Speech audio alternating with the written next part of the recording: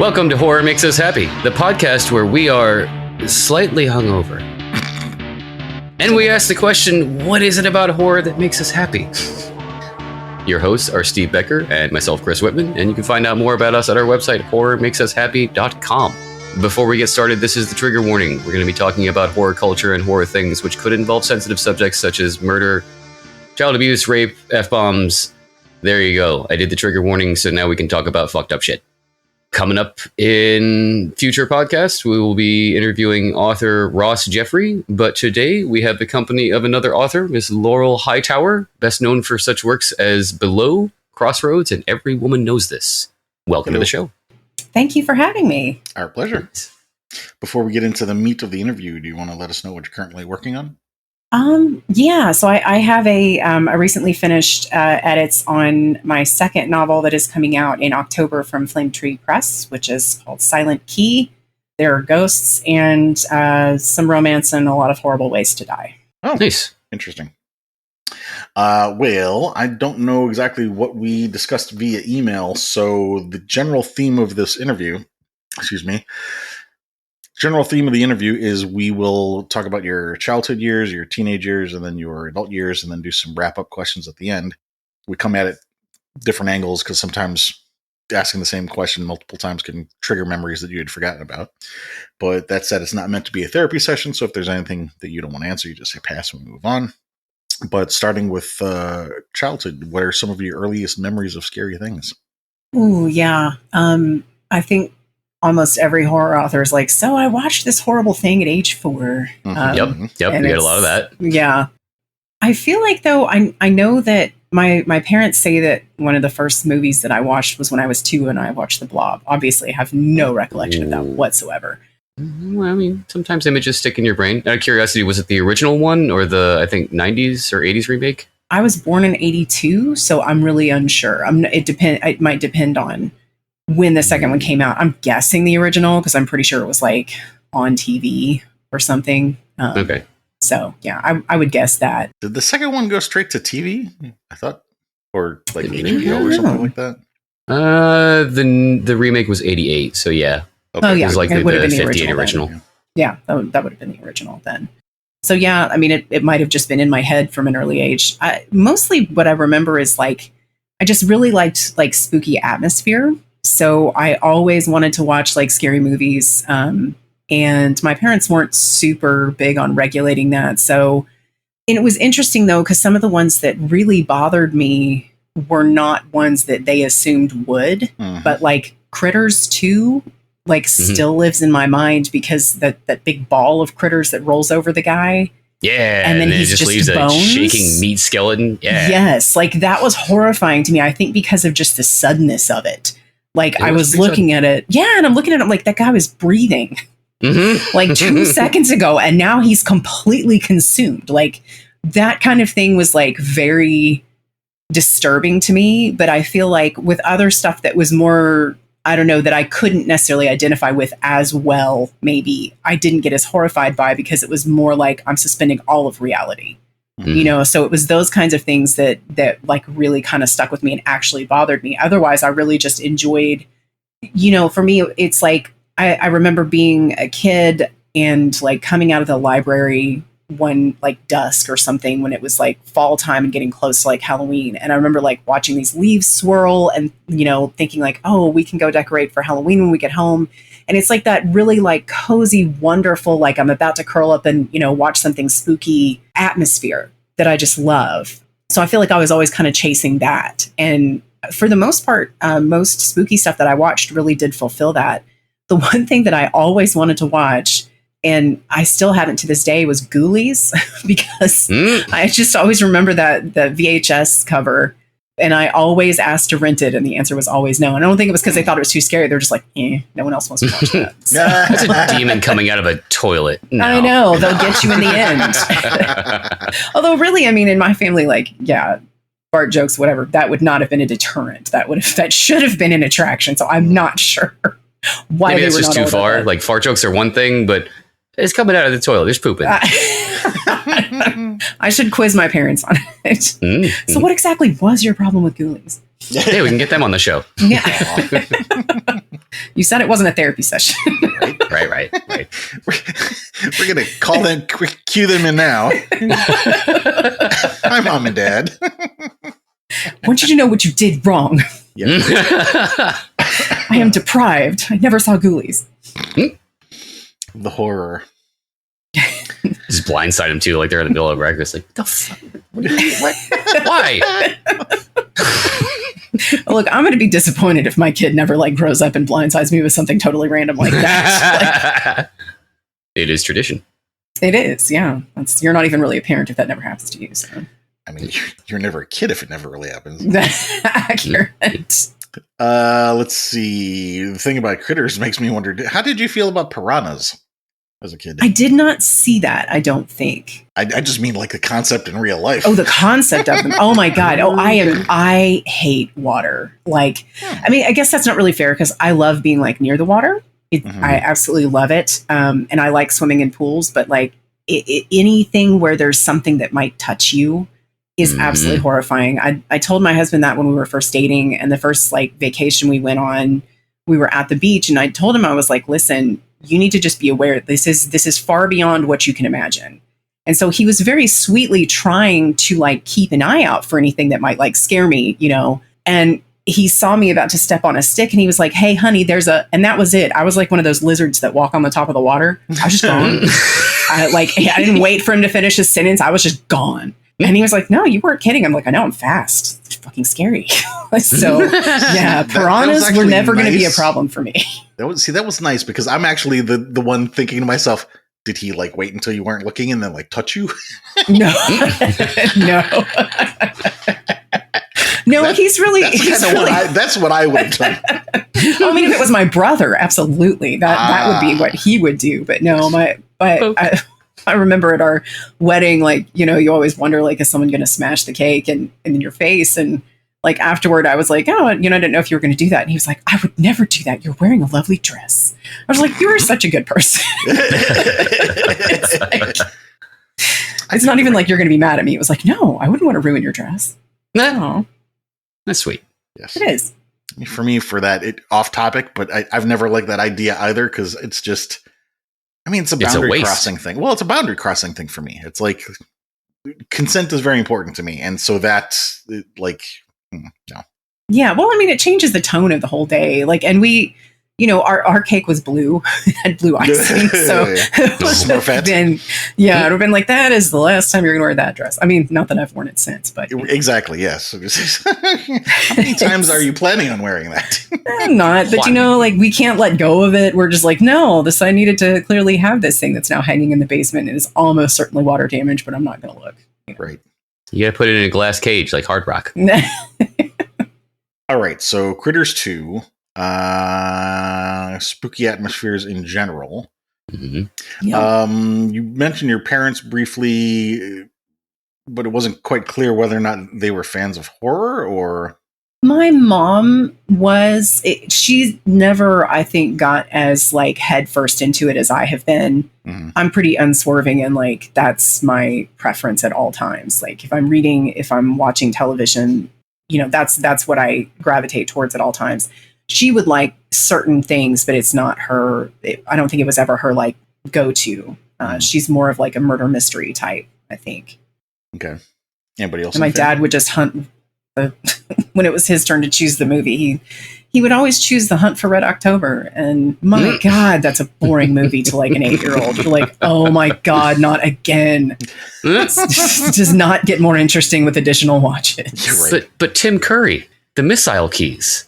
At that age, I did not yet have my Tim. Yeah. I thought I had no idea he was in that. Mm-hmm. But I had not yet seen the Rocky Horror Picture Show at that point, or Clue, or anything. Yeah. So you don't have like that appreciation for him. Plus, yeah, you're right. I mean, not at that time. I do now. It's not interesting. After we get done with this, I'm gonna have to look up that scene because now I can't even imagine Tim Curry being in a scene. He thankfully doesn't try a Russian accent. It's where what is that device called where they switch over from the regional dialect to English almost seamlessly. I don't know what the device is called, but I remember my dad being annoyed with it. It was always like, speak English. And then he just does. It's like, yeah, because that's a thing. Well, yeah. I'm sure. Like I think he's reading a journal in Russian and then it slowly translates over to English as he's reading it at the end of a sentence. And then from then on, the film is in English. But yeah, which I mean, it's made for English audiences. I get it. But yeah. There is a name for a literary or a cinematic device where they do that in film. And some films do it really creatively, like that one. Point being, thankfully, Tim Curry does not try a terrible Russian accent throughout the rest of the film. Thank you, Tim. We appreciate that. Thank you. Yes. Well, you liked decorating for Halloween. Did you like dressing up for Halloween? Oh, yes. Yeah. Mm-hmm. Yeah. Again, it was like the 80s. So the extent, like the most like posh costume you could get were those like crackly, super cheap mask, with the and like a smock. It's like, I'm a My Little Pony, and you can tell because my smock has My Little Ponies on it. Yeah, that was always the best part. Yeah, you have the mask, and then you have the picture of the character, like, or sometimes a picture of someone wearing the mask on your smock, like, because they knew you were going to take the mask off. That was high class. Yeah, that was high class because I think the one like remaining picture of me and my brother and sister at Halloween was like a year that my mom made all our costumes, and my brother was like a mummy and I was like a cat, which consisted of, I think I was wearing all black and my nose had been colored, and I think my sister just had like a wig on, like a yellow wig. So but man, we were all about it. It was fun. We didn't care. Right. Favorite costume? I can't think of a whole lot that I really loved when I was a kid.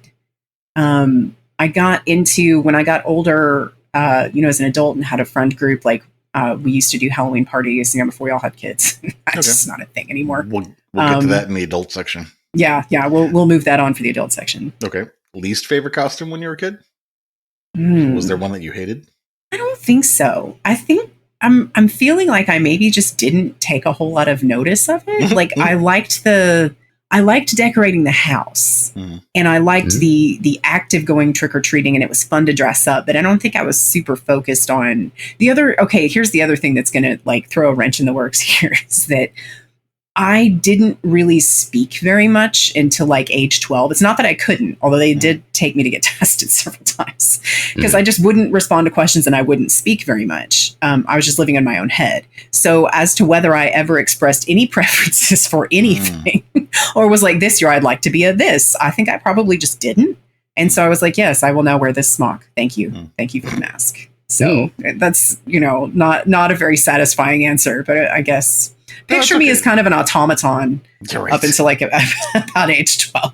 We ask the questions, they don't always land, but you never know until you ask. So was there ever a time in your childhood where you were actually terrified of something in real life?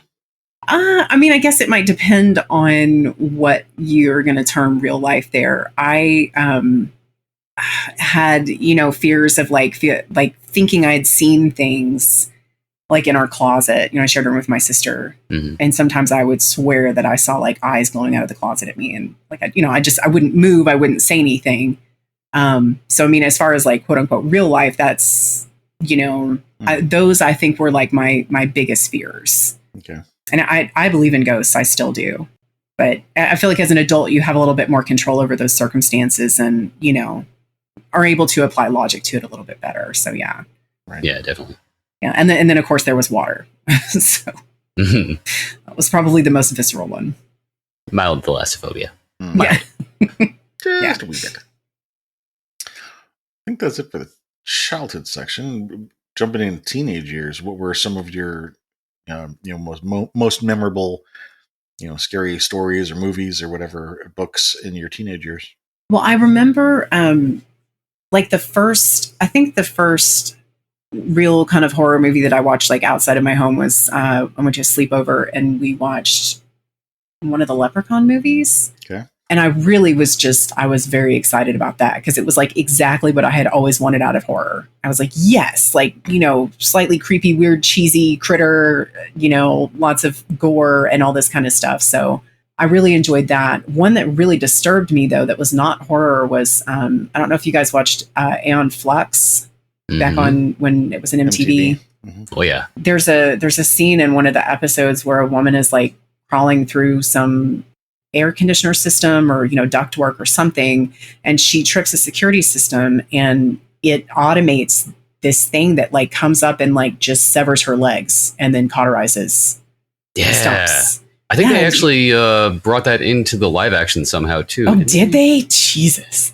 Yeah, that was deeply disturbing to me. And I feel like a big thing of it was when I was watching horror and I was expecting horror, again, there was that ability to like suspend disbelief. And it's like, okay, this is happening within this world.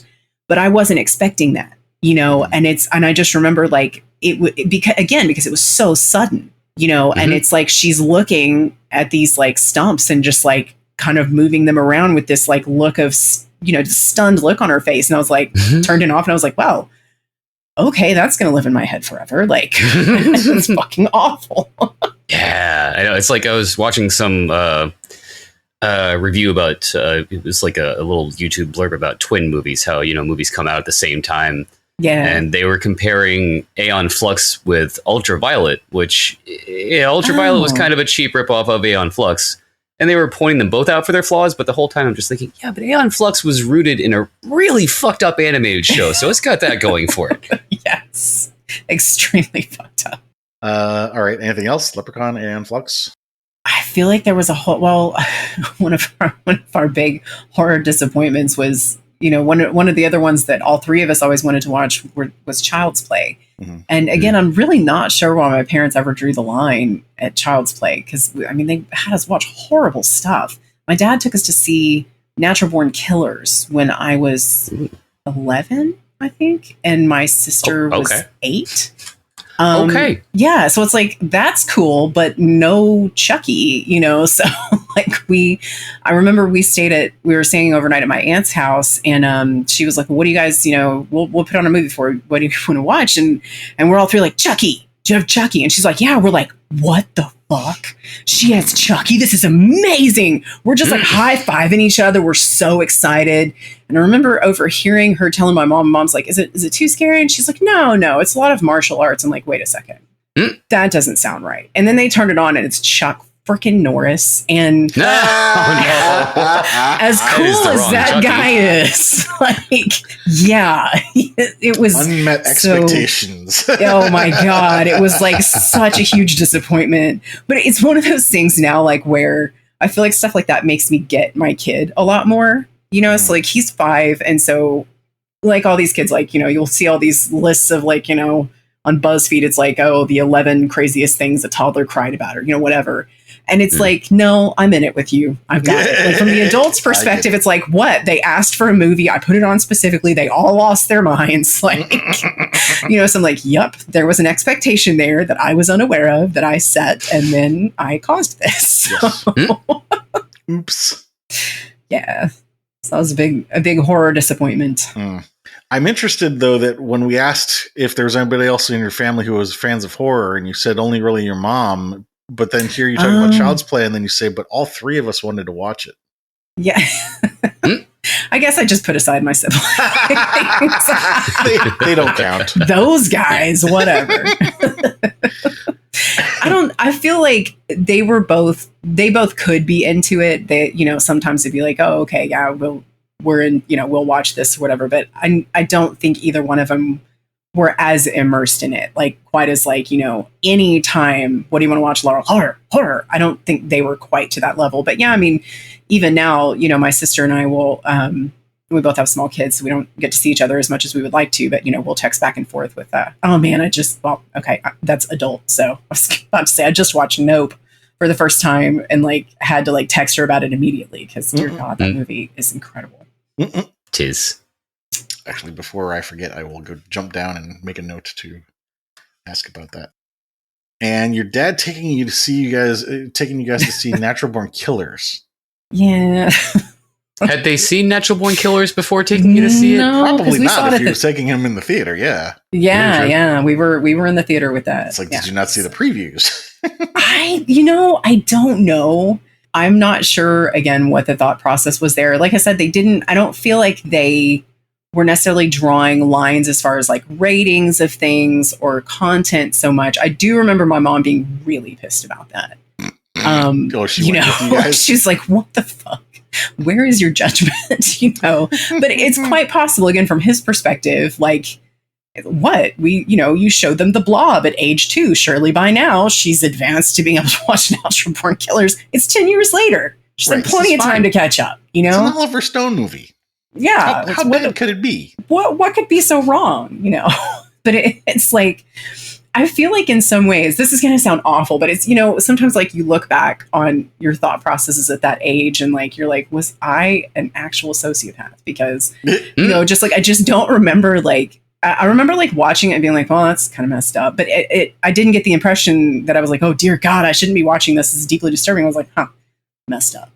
But like, when I was, my first job was at a movie theater. Okay. It was the Dollar Movie Theater. And that was around the time that they started showing Faces of Death on screen, like for midnight shows. I was not aware they ever showed it in theaters. Yeah, although hearing myself say that out loud now, it's not that surprising, I guess. Yeah, I don't know. And I don't know if that had happened like before, like when they first came out. But I remember there being like just an occurrence for a while. And it was when I was working there that they were showing Faces of Death at my theater. And I think we have this really great restored, beautiful old theater, the Kentucky Theater. And they have always been like showing like kind of, oddities kind of things. So because I remember one night, like I got off work at the movie theater and went with my friends to the other movie theater to watch Faces of Death, which I had just been dealing with at work. So I don't know. But it's one of the things that sort of like bothers me a little bit is that it didn't bother me. Like I watched it and I was like, yeah, that's messed up, but it didn't click. It's something I get much more now as an adult, that there are certain images you just don't want or need lingering in your head. Right. But then I was just, I don't know. I just sort of went along with the flow on everything. It's like, oh, there is a movie called Faces of Death at my employment. I will now go in and watch some of it. Yes. Why not? It's just so it's educational. I mean, maybe what happened is Natural Born Killers completely destroyed a part of my mind. I don't know. That is quite probable. Yeah. It just became, I'm like, well, I don't know. It's a litmus test. If that was fine, I'll just go watch people's horrible deaths. Yeah. Sure. Yeah. What could go wrong? Yeah, I'm with Chris, actually. It never occurred to me that there might be movie theaters showing Faces of Death, because as the urban legend was at the time, that these were actually real deaths, in which case I don't think you could have put that up in a movie theater. Like, I think actually that some of them were. There was enough interspersed in there that I think probably was real, that, yeah, it should have been more disturbing to me than it was. And I mean, humans are morbid creatures where we enjoy the macabre. It's hard. And I don't think we should blame ourselves for that. I don't think we should be like, well, we're a terrible race because we stopped to look at something horrifying. Like that's, it's just, it is human nature for that kind of thing. But yeah, as far as like a dignity aspect, now that bothers me because I'm like, man, those are, that's somebody's family. And yeah, so that would bother me now, but. Yeah, and I mean, I don't know if it's necessarily an age or a generational thing. It's really just like two different thought processes. You can always, like a room you can step into. There's that morbid curiosity entertainment of it, and then there's the taking more than a second to think about it and realizing that this is someone's family member. Like, yeah, I think there's also something to be said about the fact that, what you're saying about, if you take a second to think about it, but that's the problem is there's a lot of people who just never take that second to think about it. It's whatever is face value, and that's it. Yeah. I think sometimes it almost requires having it pointed out to you, because I was an anthro major for a while in college. And I remember in one of my initial classes, one of the teachers talking about how shame and embarrassment was an evolutionary thing, that it was like you experience these emotions so you could learn to kind of correct how you dealt with people, so that you could, back in the days when it's like, oh, you required a tribe, you needed to stay with these people to stay alive.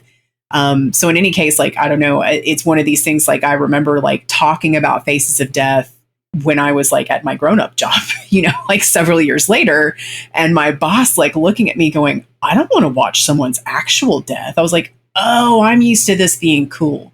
I'm gonna stop talking now. My bad. Shovel for this hole.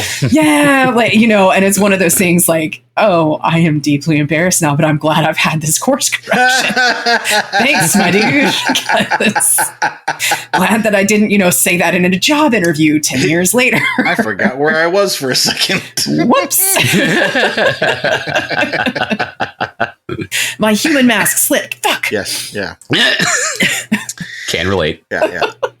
It went in during the we put excerpts up on YouTube, and in the intro to the excerpts, I comment about how some of these conversations, it's talking about the real deeper reasons that people love horror, not the reasons that they learn to tell society to make them leave them alone. Because there's that.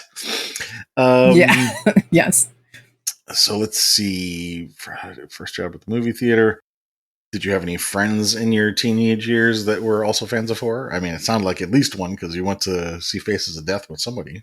And yeah, I had a real good friend he was my age. He was only about 6 months older than me, but he was huge. He was 6'4", and at age 14, he had a full beard and mustache. So what? The first time, I know, he always bought cigarettes for us, but in any case, so the first time my mom met him, he showed up at our door to pick me up to trick or treat. And she's like, there's a 40-year-old man at the door to pick up my teenage daughter. Absolutely not. So yeah, he was. Meanwhile, he's like, God damn it, I get this all the time. Basically, he was too young to have an ID, so. Yeah. He did. He also, one time he took me with him to buy cigarettes. And then when we left, he's like, never again. You suck at this. He's like, you just, because I had no chill at all. So yeah, I had to wait outside, which is fair. I thought you were going to make a joke about them thinking that you were his daughter. Oh, God. I don't think that ever happened, but I could be wrong. Actually, weirdly, his mom had the same reaction to me. What? My mom dropped me off, and I came over, and I guess she thought that I was much older than I was, which is weird because I was super baby faced. I don't know. I think our parents must have been really paranoid about old people picking up That's their what kids. I was thinking. Yeah. But I know he went to a lot of those movies with me, and yeah, I mean, I think I remember having a good friend group at that point that was a lot of what we did. We finally, we weren't old enough to go to bars or anything. We were still teenagers, but we would do a Halloween movie party. We would just all go over to somebody's house and dress up and have snacks and watch. I remember watching Phantasm 2. Nice. One of those. I know we watched a bunch of other stuff, but that really stuck in my head because we were giggly teenagers, and so many of the things that were said in that were we turned into sexual jokes, and it just went on. There are still people that I could text, and yeah, I'll stop now. But in any case, there were a lot of lines in there that we were like, as I'm sure was at least part of the plan. Oh yeah. And we used to do at the Kentucky Theater, the really cool old one. I don't think they've done it for a while, but they would do Rocky Horror Picture Show at midnight every Saturday night. And so there were a few times that we dressed up and went down to do that, and it was so much fun. It was so much fun. Anything in real life actually terrify you as a teen? I sort of almost want to say everything. It's not uncommon. Yeah, everything is terrifying when you're a teen. Yeah, more like in a social aspect, Yes, yeah. I think that was it. It was that most of my fears were because I also I'm kind of joking when I say my human mask slips, and I'm kind of not, because I was one of those kids that just didn't quite understand socialization, and so I would study people to see how they were supposed to react to things, and I definitely got it wrong sometimes. So there was a whole other oh god, hello, fellow I have kids. to go interact with people today. I can definitely relate to that on some levels at some times, if not possibly all the time. Do you ever feel like your entire persona has been built on what you slap on layers and layers over the years to basically build what you think people want to hear you say? Absolutely. Yes. Yeah, I don't know what that's like. You're right. Well, in that case, it was a very prescient question. Well done. Yeah. Thanks for trying to understand us weirdos. Yes. I mean, the first thing that came to mind was to ask if you've ever been tested about being on the spectrum, autism spectrum. I haven't, but it's something that I kind of wonder about now, like, because it, I feel like when I was a kid, that wasn't as prevalent of a thing. I don't think it was really well understood, and I don't think that it was tested for. They tested me for a number of things, like my parents thought I was deaf and dumb because I would not answer questions most of the time. And I remember like staring at people, like watching them like ask me questions and get more and more annoyed when I just wouldn't answer. But there wasn't a part of my head that clicked like, you're supposed to be answering the question. That's why they're annoyed. I was just like, what a strange spectacle. Why do they keep doing this? It's the same reaction every time. Yeah. So, I mean, I don't know. And I also like, I feel like I'm in a good enough place, like after a number of years of just, kind of figuring stuff out, that I feel like it probably is really irritating for people who are on the spectrum and like have dealt with that, for like people like me to be like, oh, me too, and it's like, did you really? But it's an interesting thought. It is. Well, and that's the other thing I was thinking is that based on some of the other things you were saying, it sounded like maybe you weren't, but maybe, I don't know, maybe you're just like really low on the scale. I don't know. That's why they call it a spectrum. I don't know. Yeah, I don't know. There's some reading that I've done as an adult that's interested me about like how sometimes that will get cultivated by certain things in childhood. That seems probably more likely to me that that's what's going on. But, in a lot of ways, like I really try and think along the terms of like what I learn and what I understand and what I, dealt with for whatever reason, hopefully helps make me a more empathetic person. And I try to make it more of like let that help me look at people with a more open mind as far as like reasons for why people do things. And this is like a minor like tangent, but it's one of those things I've just noticed that I think if people could try to keep in mind, then we might not have so many misunderstandings. But the thing is that like people have reasons for what they do, and I don't need to know what they are. I feel like we look at people and our minds fill in the reasons a lot of times. Like literally the only reason that woman could be doing this is because she personally wants to piss me off. I was like, no, she doesn't even know who you are. Right. She's over here doing her thing because, this is the day she's had, that kind of thing. So anyways, it's I will stop the tangent there, but it's sort of again, like a little bit of a thought exercise that I try to keep up with as far as like not, trying to be more open to other people and their experiences and not make it about me. Right. That's actually two of the things, going slightly off tangent here, but two of the things that I learned in, the counseling and recovery and 12-step stuff that I learned is it's none of my business what somebody else thinks of me. Yes. Yeah. It becomes my business if they act on what they believe in a way that affects me, but if they're not taking any actions that don't affect me, they can think whatever they want in their head. That's none of my business. And conversely, of course, it's also none of their business what I think of them, as long as I'm not acting in a way that negatively affects them. Then, however, another phrase is emotions don't require motions. So whatever it is that I'm thinking, if I don't like you, I can sit in my distaste for you all I want, but as long as I don't do something, as I don't take an action that, affects you, then I can feel whatever I want, and that's none of your business, whatever. Yeah. That's definitely, and that can be a hard thing. In particular, it's not exactly on point, but when you think about like reading reviews of your work, that's a thing that people go back and forth on as far as like, is it a writer space? Should you? It's like, well, come on. We know we're all going to read the reviews of our work at some point. At least some. But yeah. But it's a thing that like, and I usually tell like newer authors, I'm like, hey, look at it like Googling your ex. If it's just an interest thing and you go see what they're up to and you're like, haha, that's cool, or, whatever, and you're not having a negative reaction to it, sure, go ahead. But some days are easier than others. And if you're looking and you're like, man, this made me feel like shit, set it aside. Don't do it. One of the other sayings from counseling and 12-step stuff is other people's behaviors are a reflection of themselves. Yes. What they do and say is a reflection of where they're at in their lives, where their thoughts and feelings are, what their emotions are, what their experiences are, and it doesn't necessarily reflect on me or anybody else. That's a commentary on who they are and where they are, and whether or not you want to read into that as a reflection of your own self, that can cause problems. So, yeah, that's a good skill to develop if you can. Yes. Was there ever a time in your teens when you felt completely calm or safe or at bliss? I don't know. Nothing really much comes to mind. And again, I think that has to do more with like just the tumultuousness of that time period.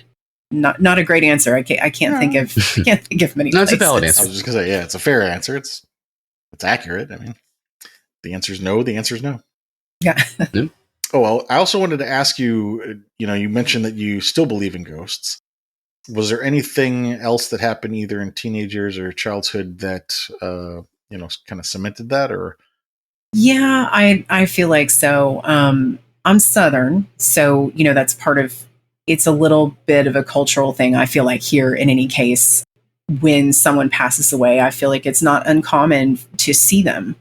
Usually not a whole lot, and usually pretty close to when they pass away. So I didn't feel like it was that unusual. But my maternal grandmother passed away when I was 11, and I saw her a couple times. She never spoke, but I saw her a couple times very clearly. And my uncle passed when I was 18, and same thing. He showed up in my mirror a number of times, and it was interesting because I had started college, and he was almost like he had died right before I started college, and he would appear, or I would hear his voice at times when I was in like great distress or turmoil. And I feel like it immediately pulled me out of that. Like I wasn't scared. It was a little bit jarring, but it kind of helped calm me somehow. So I think that was always a little bit of an interesting, and I always like to add a caveat here that I'm fully prepared to reach the end of this life and, whatever goes on there, to be like, so guess what? You completely hallucinated all that. You're a fucking idiot. That's not a real thing. But I can only speak to what I felt my experiences were at the time. Right. It's a Berenstain Bears situation. Yeah. Well, I mean, the other thing that could be said, like you say, you're willing to accept that it could have been a hallucination. Sometimes our brains do things that don't make sense on the surface, but there's a deeper reason for it. And in your case, you're talking about how you seemed to hear him or see him when you were in distress and that it calmed you. There could be something there that this was some part of your brain doing what it felt it needed to do to help get you to a place where you were, in a better situation. There's possibilities there.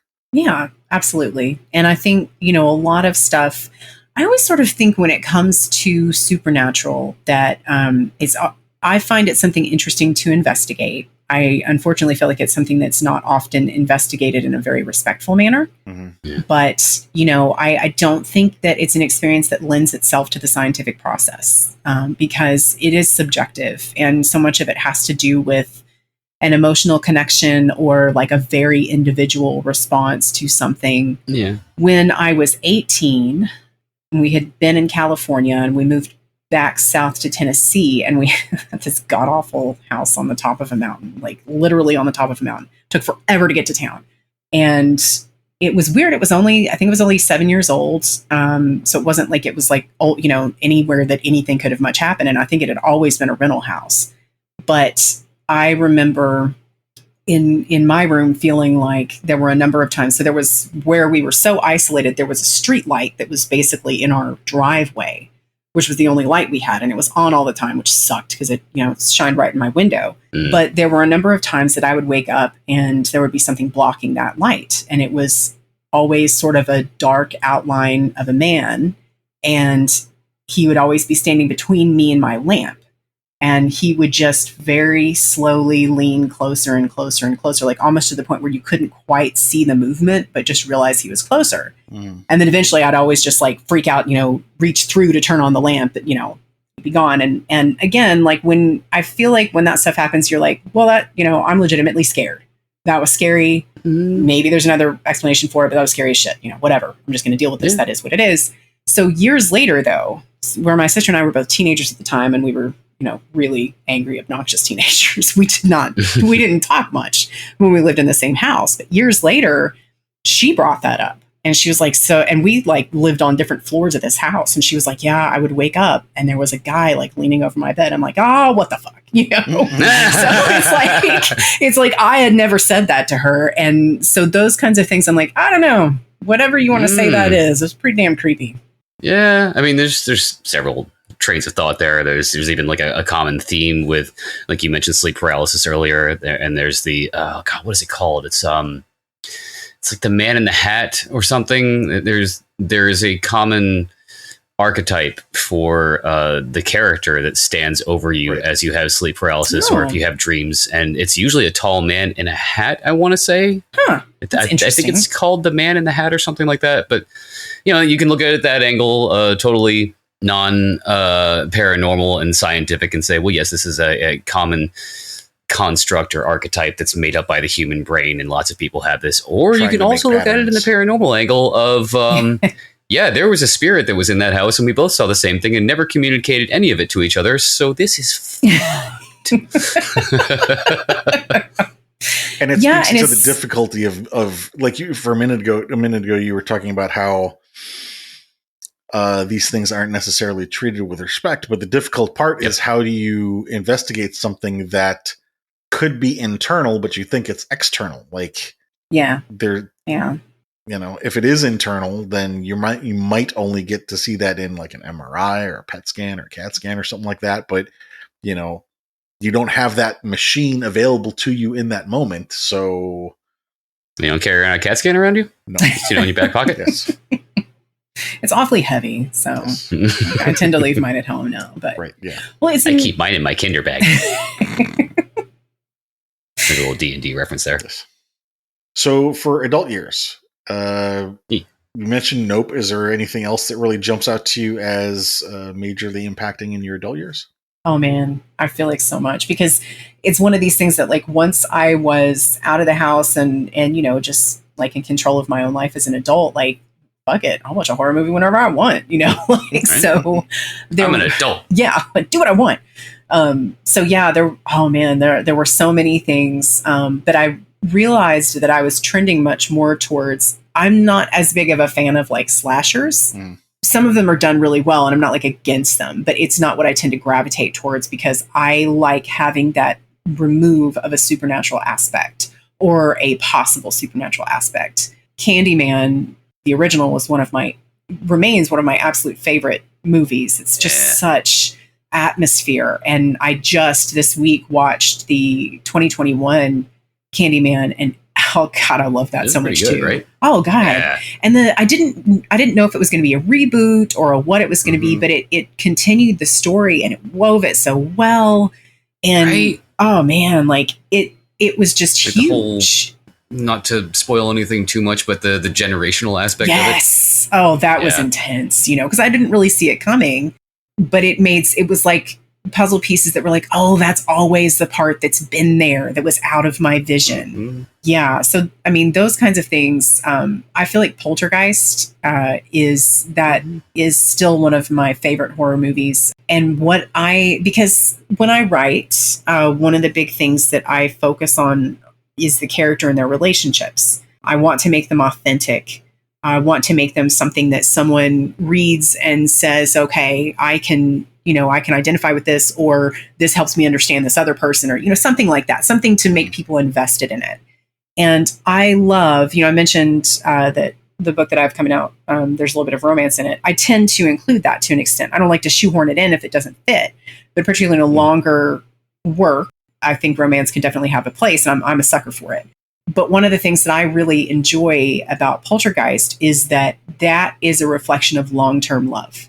Anybody can fall in love, but how do you keep it? You know, how does it look when you got 3 kids? You know, and so those moments when like Diane's about to walk into the, you know, closet going after Carol Ann, and, you know, she's like, Stephen, don't let go. And he just looks at her and he says, never. And it's just, man, like that got me, because it wasn't just the ghost aspect. It wasn't, which was great, by the way.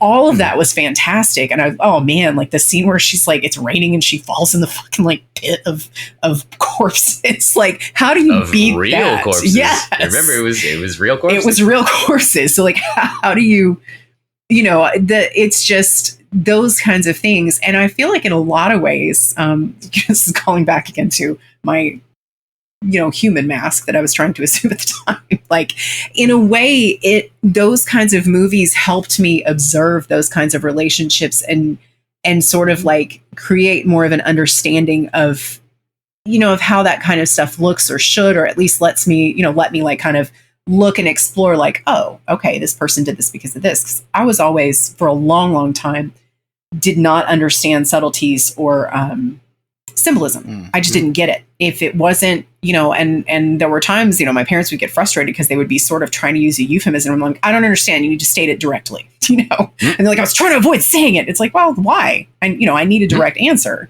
But it's kind of been nice. Like the older that I've gotten and the more that I watch and again, horror is my preferred.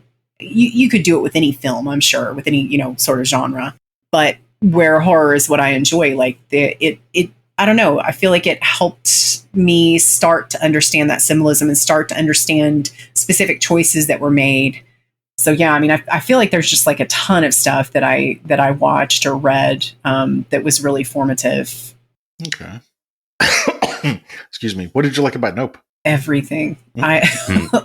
It's one of those things that like I have started to appreciate in different facets of movies. Like I never gave much thought to camera angles and specific shot framing and the use of score. And I rode horses and we had horses for a good chunk of my childhood.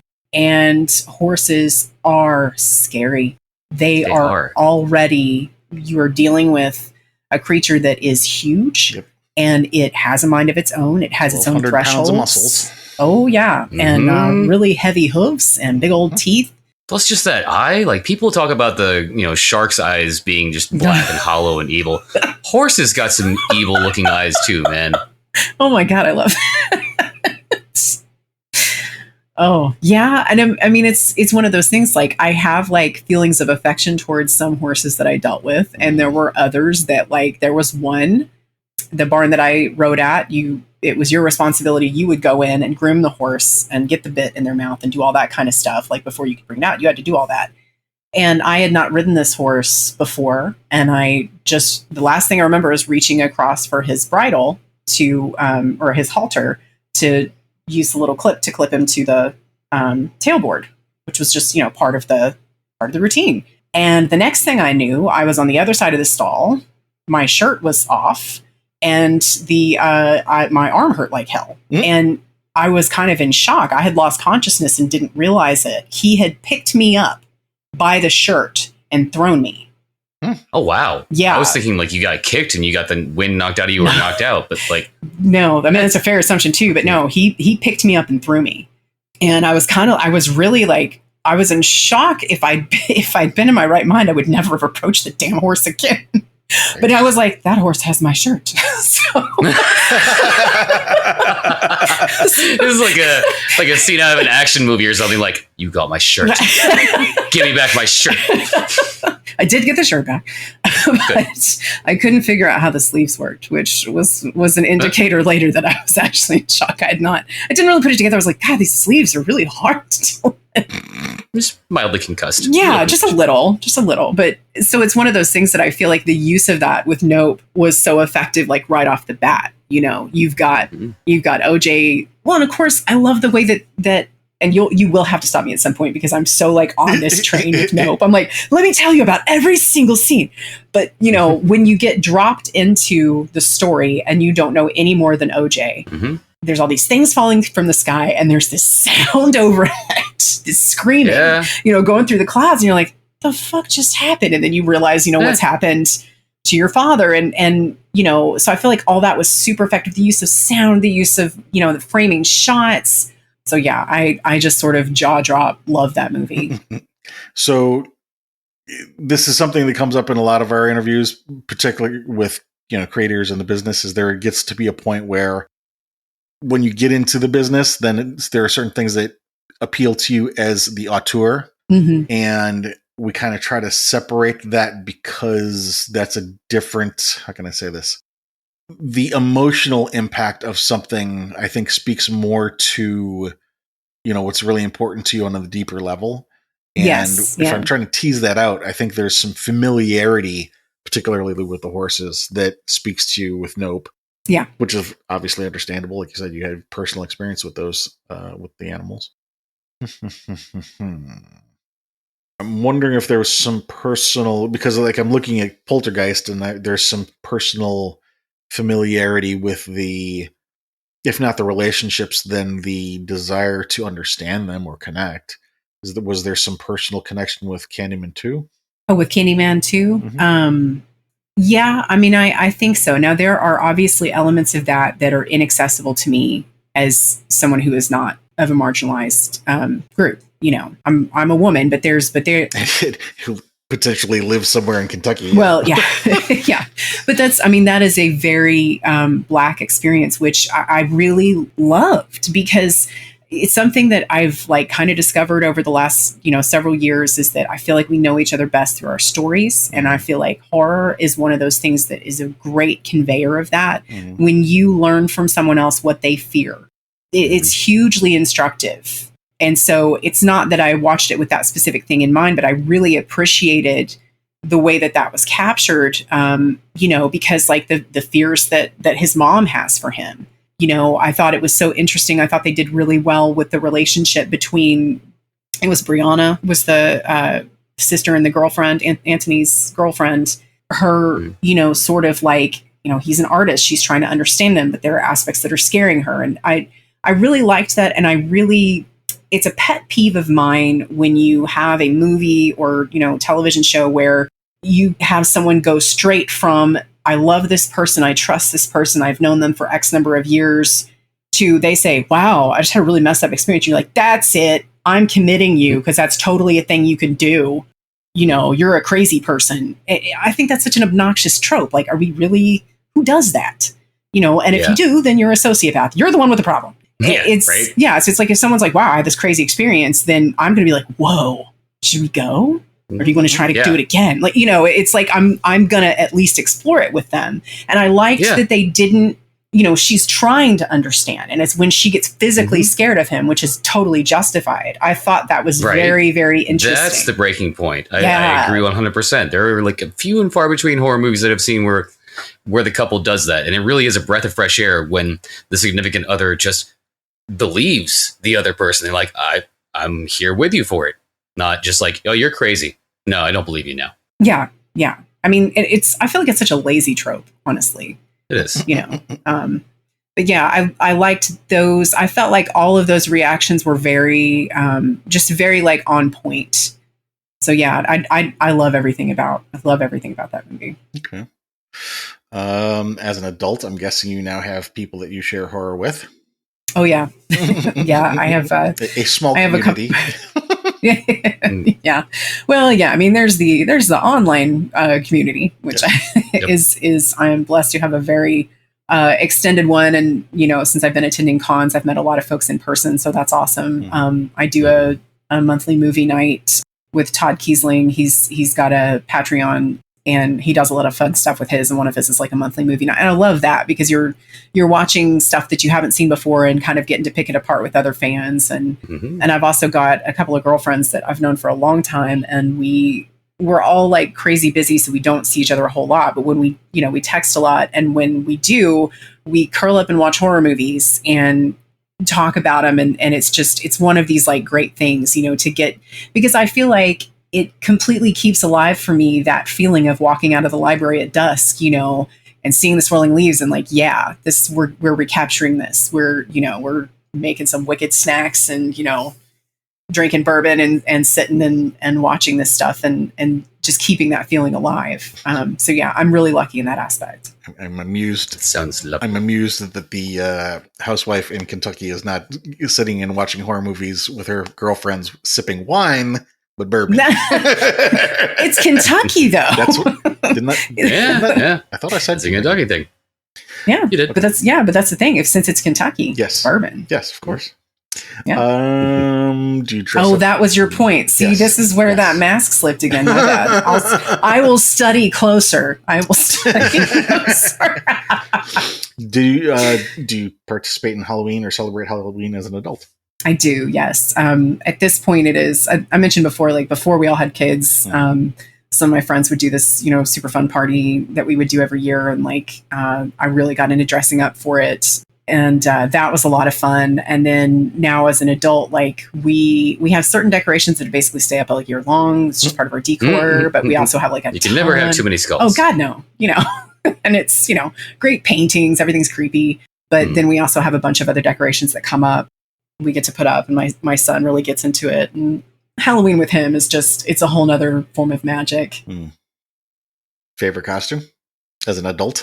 As an adult, yeah. I would say it's a toss up between, I did Grumpy Cat one year. Yes. Yeah.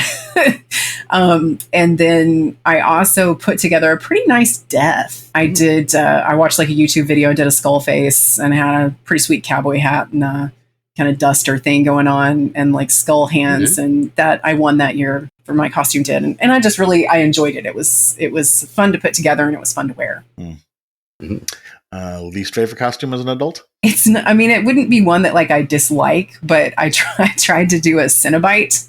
Okay. And I am just not great at stuff like that. And it's the same reason as why, when I tried to be goth in high school, I failed. I'm blonde and pink. And so I don't, so I kind of tried to put together this Cenobite, costume, and had these fake wounds and all this stuff. But in every picture of me, it's hi y'all, welcome to hell. Can I get you a drink? It's just it didn't translate very well. So I mean, there were some pretty campy Cenobites in the third one.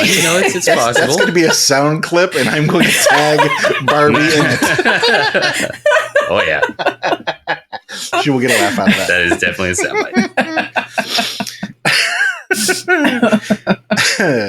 soundbite. Let's see. Was there ever a time in your adult life where you felt completely calm or safe or at bliss? Yeah, pretty often, actually, I think. Good. I'm happily married, and my husband and I are very compatible in our interests and our level of activity. We love to go on vacation and be slugs, so it was just kind of a lot of that kind of thing. And again, now that I have my son, at the risk of being incredibly cliche, he is my happy place, so pretty much anytime I'm with him, I'm feeling pretty good. Is he also a horror fan? He's not. He's you mentioned having similar interests, so I thought maybe that. Oh, my husband? Yeah. No. We have a lot of similar interests, more in the sense of we're both big readers. We're both very, we can have some really great philosophical conversations. We have very similar values, but no, and God love him, he tried so hard. When we were dating, it's I said before, it's you going to a movie, Laurel? Yes, I want to see horror. And, because we were dating, he would go, and he didn't tell me after the 12th one. I know, I think it was The Conjuring Haunting in somewhere. There was a box of friggin' eyelids, but in any case, that was where he drew the line. It's that's it. I can't deal with this anymore. I just can't. And when he explained it to me, he's physically uncomfortable. He's tense, and you mentioned lucid dreaming earlier. He has lucid dreams a lot. And so sometimes he'll watch something with me and not be bothered in the moment, but then it shows up in his dream that night, and it's wakes up kind of damn it, did it again. Yeah. So. Yeah. I can definitely see how the eyelid can be a stopping point then, because in the moment it's fine, but you're just I know I'm gonna have nightmares about this later. All right, I'm done. This is gonna show up. I'm not happy about it, But it's one of those things. Now I feel bad. I'm oh my God, I didn't realize you were that I was torturing you. I'm sorry, I didn't mean to traumatize you. Yeah, my bad. I'll try to stop doing that. Yeah. Okay, next two questions I'm going to ask are going to be over your entire life, and it's not just related to horror. It could be any genre. But I'm going to give you the same, or the two questions at the same time, because they could be the same answer for both, or it could be two different answers. The first question is, what is your favorite movie? And then the second question is, what movie have you watched more times than any other? Okay.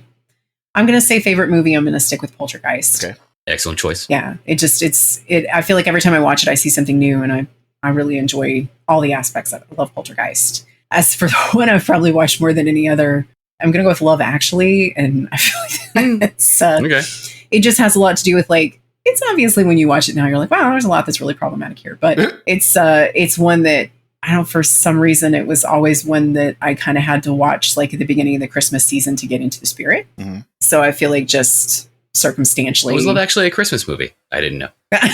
Yeah, they definitely did not hammer that, throughout the entire film. Or anything. No, I've never seen it. Oh, really? I thought it was one of those rom-coms with Sandra Bullock in it. No Sandra Bullock, a lot of rom-com, very, very Christmassy. Okay. It's all built around Christmas. Would other than the fact that it's rom-com and Christmas, what do you like about that movie so much that you've watched it more times than any other? Well, like I said, some of it was circumstantial because it's very like get you in the Christmas spirit kind of thing. Mm-hmm. But I think I enjoyed all the multiple storylines because I felt like and then like watching them all kind of conjoin, at various parts and watching, it was dealing with like the different types of relationships, the different types of love. And I enjoyed that. Yeah. So I was, it's one that was like an easy watch for me. Like, once you've watched a few times, you're not going to be like clinging to every, word that's said or paying all that close of attention. But it's just sort of like one of those kind of comfortable movies, particularly for that time of year. Mm-hmm. Like Christmas Story or Black Christmas. Exactly. Definitely Black Christmas. Gotta love that movie. Mm-mm. Same guy, actually. Did you know that? Did not know that. What range? Well done. I could make the argument that it might be a very similar movie, just removing some of the horror elements. Yeah, I mean, in some aspects, there's definitely some body horror going on there. Do you see any kind of common threads about what kinds of horror you like? Cannibalism, occult, metaphysical? I think you said supernatural. Paranormal. Yeah, definitely paranormal, supernatural type stuff.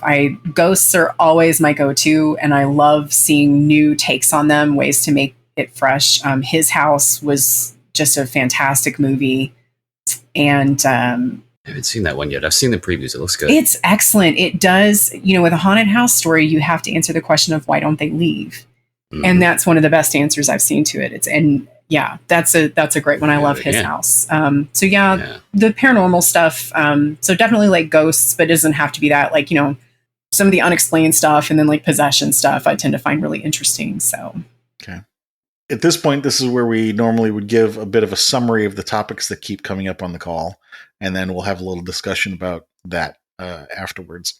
But this is also an opportunity for you to either tell me that you think that I'm picking up something decent, or if you think that I'm wrong, correct me. But it sounds like the one topic that keeps coming up multiple times on the call is learning about relationships and connecting to other people and processing emotions related, not your own emotions, but also emotions related to those other relationships potentially. Yeah, I think that's accurate. I think that's fair to say. And then normally the follow-up question there would be, do you have any idea why it is that you are, this is something that interests you? I think that's also kind of self-evident in the conversations where, basically saying you had difficulties with that at an early age. And so maybe that's a natural reason then to be fascinated by the very thing that you're struggling with. You know what I'm saying? Yeah, I think it's probably two-part. I think it's that, and probably the other part arises out of that. But again, like the older that I get, the more interested I am in sort of mental comfort. So trying to reframe things for myself, some meditation and some, just some kind of things like attempting to understand things, myself included, and other people's relationships so that I cannot be as affected by certain things that might normally hurt my feelings or, set up a thought loop, that kind of thing. It's an awareness of it. And I find it interesting to, to kind of look at that and see all the different, I'm big on found family as well. I have a very blended family, and that's something that comes up in my writing a lot. And I think it's one of those things I really just enjoy studying the different ways those relationships can form on all kinds of different levels of love. And I know that it's trite. I know that it's like sounds cheesy from a storytelling standpoint, but love and human relationships is just an immense part of storytelling, but also just life. Mm-hmm. It's what I find most compelling. So the next question would be, why horror? I think that part of it is the atmospheric enjoyment, just aesthetically. It's something that I enjoy very much. I'm drawn towards. But I also think, I noticed as I got older, again, like I mentioned, I'm not as drawn towards like slashers, gore, things like that. I think it's because horror gives me a place to suspend that reality and sort of look at what can be done with it. There's such a range of storytelling, either in film or in what I read. And it's just something that I feel gives me a great range to access, but sort of safely. I can see this thing happen. I can see what's going on in the story, but I'm suspending reality from it. And it's not, I don't like reality television at all. I do not want any more reality. Thank you very much. So I feel like this is one of these places that, and, I noticed that during the pandemic that a lot of people started picking up horror, and it's because it was a digestible thing. You create certain rules within the realm of that story, and then stuff sticks to those rules. And that's just not the case in reality. So yeah, I think as weird as it might sound to someone who doesn't enjoy horror, I feel like it's a safe place to process stuff. Well, but specific subgenres. Like you say, you don't want it to be too real. And so, for example, slashers maybe are a little too on the nose for you, right? Yeah. Yeah. So it's that, or home invasion's another one that's come up on people who prefer more surreal horror to the stuff that hits too close to home. Yeah, that's not not an uncommon torture porn viewpoint. Yeah. So it's this area where you can explore, but there's some guardrails because, like you're saying, with the supernatural as a subgenre, maybe there's some guardrails there that are built in that maybe wouldn't be there for. I mean, you could go into body horror depending on how you wanted to do it, but it wouldn't be the same as a slasher. Right. Yeah. Okay. I mean, I think that's a pretty good summary for, what the whole goal of this interview is to find out what it is personally that you would get out of horror. I think that's a pretty good summation of it. Really, the only question then would be, is there anything that you've thought of that might be relevant that hasn't come up on the call? I mean, maybe you thought of something and then the conversation took a left turn, or is there some question that we didn't ask that you think is relevant? I don't think so. I know that I don't know, it's probably not like super related, but one of the things that I contemplate with horror, there is, there can be a little bit of an argument as to whether, in order to really be classified as horror, if it has to be a bleak ending. And I don't agree with it. I think there is a place for bleak endings when the story demands it. But, I guess it's part of another reason that I can enjoy horror in ways that I might not something else is because sometimes, it's harrowing, but then, you come out and things are okay. And there's that possibility. So yeah, I don't know. That's something I kind of contemplate some, is like whether there's that safety net of it, of that possibility. This kind of circles back to something that I thought about saying a few minutes ago, but decided not to, which is that when I asked you about why it is that you like these things, you commented something along the lines of, the older I get, the more I want this mental comfort and, processing this kind of stuff. And that really made me realize that there was something that I had kind of missed saying, which sometimes on these calls, sometimes there's just like a primary element, and then sometimes there's a primary and a secondary. And I think for you, it sounded like the understanding of the relationships was the primary, but then the secondary would be processing the emotions. And it sounds like what you're saying here about, not having to have a bleak ending goes back to the processing of the emotions part of it, that sometimes, as you say, depending on the story's needs, sometimes there is no processing it, but sometimes there is. And so it doesn't necessarily have to be a bleak ending, because sometimes you can process things and move on. Yeah. I'd agree with that. I just got an idea. Can we add a segment to our interviews now just called Whitman's Recommendations? Because I seem to do this near the end of the interview every time. But no, I got one, because you mentioned liking, like paranormal and haunting films earlier, and this is one that doesn't really have much of a bleak ending. Have you seen or heard of We Are Still Here? No. It is good. Okay, I'm adding that. It's haunting. It's visceral. It was made recently, but it's got like a nice retro 70s look to it almost. And yeah, it's good. Oh, also there is a decent amount of gore near the end. So just fair warning there. Well, I mean, as long as there's also ghost with the gore. Okay. Yeah. You know, you gotta be able to combine those. Yes. Yeah. I'm going to recommend one to you, which you may or may not have seen. It is an Irish film based on a play, and it's called The Eclipse, not to be mistaken for the Twilight movie. It's got Ciarán Hinds in it, so that'll help you differentiate on it.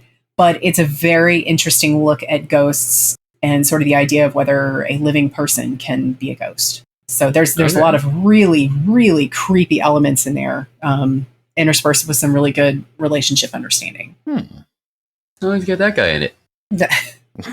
He's looking. Oh yeah, Aidan Quinn. Well, I was thinking, remember the pronunciation of this? Ciarán Hinds? Yeah, Ciarán Hinds and Aidan Quinn. Oh, did I get it right? I don't know. I'm not Irish. I'm Kentuckian, right. So I'm like, Ciarán who now?